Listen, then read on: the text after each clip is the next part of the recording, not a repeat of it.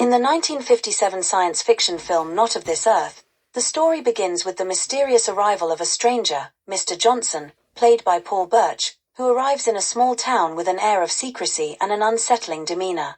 Dr. Paul Johnson, portrayed by Jeffrey Stone, is a dedicated physician who becomes intrigued by Mr. Johnson's peculiar behavior and the cryptic nature of his business.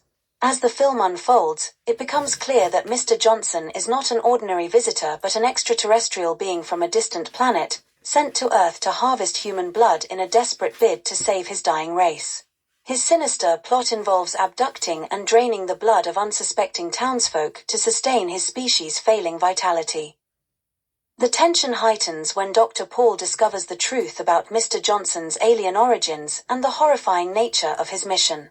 Despite the escalating danger and the aliens' increasingly aggressive attempts to cover up his actions, Dr. Paul, with the help of his resourceful wife, Linda, played by Susan Cabot, devises a plan to thwart the alien scheme.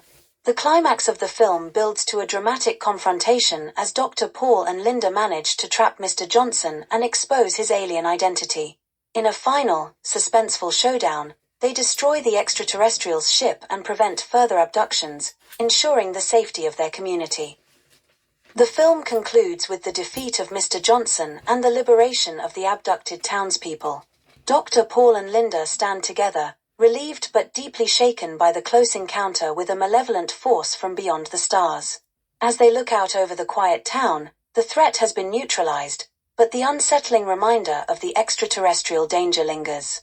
The film ends on a note of cautious relief, reflecting on the vulnerability of humanity and the ever-present potential for unknown threats from the cosmos.